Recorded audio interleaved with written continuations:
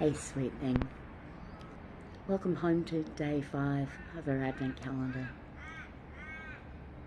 It's time for you to pull up a comfy chair next to me and let's take a moment to pause together and just be.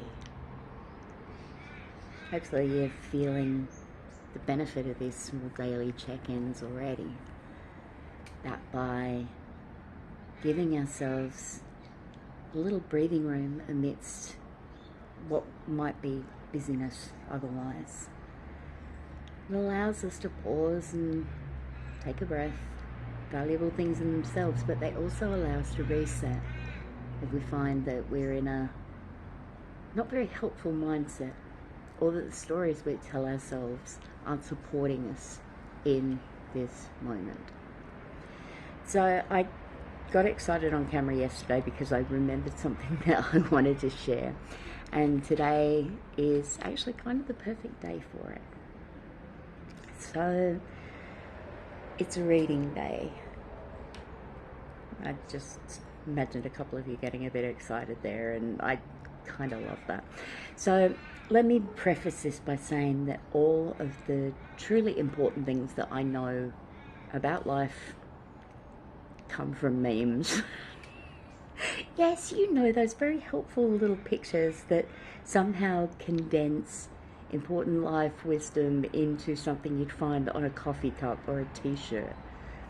It seems to me that if something is important, it is going to appear in one of those two places. So let's open our minds to the possibility that memes are a really, really good way of distilling wisdom and sharing it for the maximum amount of absorption by the maximum amount of people. So the meme itself, I can't remember whether I found it on Facebook or Insta, but it made me very excited when I read it. I saw somewhere earlier, go be your favourite self. We used to hire or best, but favourite, leave room for grace. I'm going to be the version of myself that I like right now, in this moment. So I want to share with you, I reposted that on Instagram and wrote a little thing underneath it. And maybe my insight, my way of thinking about it, will put a light bulb on over the top of your head. Maybe it will make you think about this idea of how a favourite self could be applicable for you, or just a useful way of thinking about it for a moment. So I wrote, finally, a way of seeing myself that doesn't implicitly require me to be anything other than gloriously and imperfectly human. My favourite self can leap headfirst into an adventure that my higher self has way too many cautious opinions about, and will do just fine, whatever the consequences. My favourite self is way more fun and cares far less about what other people think of her, so I was probably able to make better decisions because they won't be based in approval seeking and conforming to the status quo.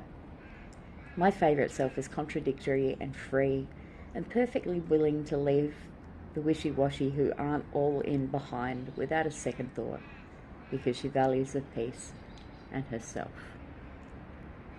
So what do you think your favourite self would look like? How would you feel if you were your favourite self? I agree with this meme. We place far too much importance on this idea of being our best selves. You know, our most inspired and creative and patient, and the person who drinks all their water and does all the good things ceaselessly every day. It doesn't really leave a lot of room for grace, does it? Looking back over my life, some of my greatest moments of inspiration came from when I felt completely stuck and saw no way forward.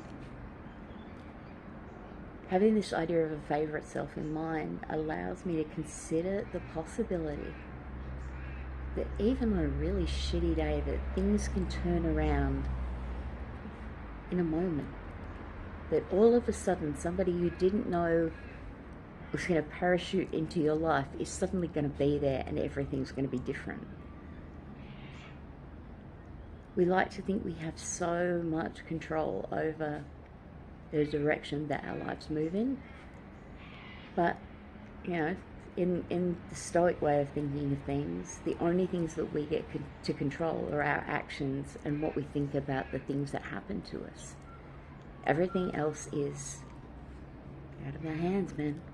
You know, we can't control the weather. We can't control what other people do or say or think.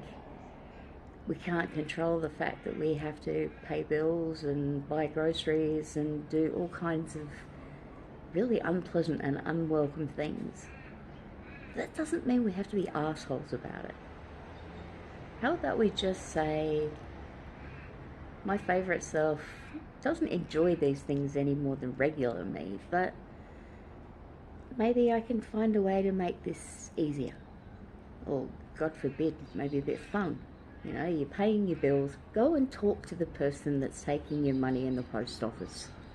It's not difficult, and you're spreading a little sunshine that might have further ripples into the world than you'd imagine. Tie today's idea of the favourite self in with this, the idea that I shared yesterday about embracing little funs. Doesn't have to be big to be impactful. So how can you show up in your day today looking for the good, sharing the best of who you are, and I mean the weirdest, sparkliest, gaudiest version of you that people are going to remember long after you say goodbye. Take in mind that lovely, lovely quote by Mama Maya Angelou. People will forget what you said, people will forget what you did, but people will never forget how you made them feel. So go out and spread some sunshine today. Because here's the thing. Even if you are the one who is in most desperate need of sunshine, you can spread it. And by seeing the look on somebody else's face change because of something you put into the world or into an interaction with them, you change how you feel about yourself. On the deepest, most fundamental level, you recognize that you made a little difference to somebody else. And it does make you feel lighter and more comfortable with being who you are. So that's what I've got for you today.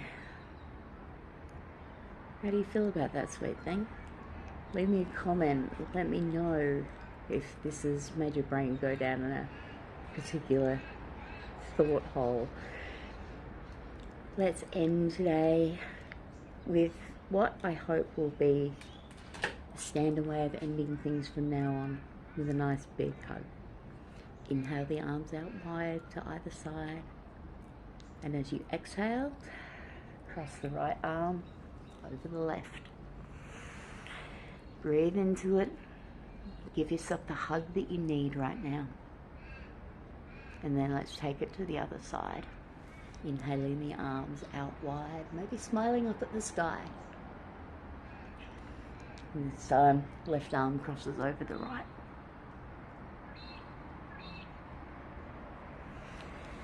That's it, sweet thing. Go. Be fabulous. Drink some water. It's never bad advice. Until we're together again, mind how you go.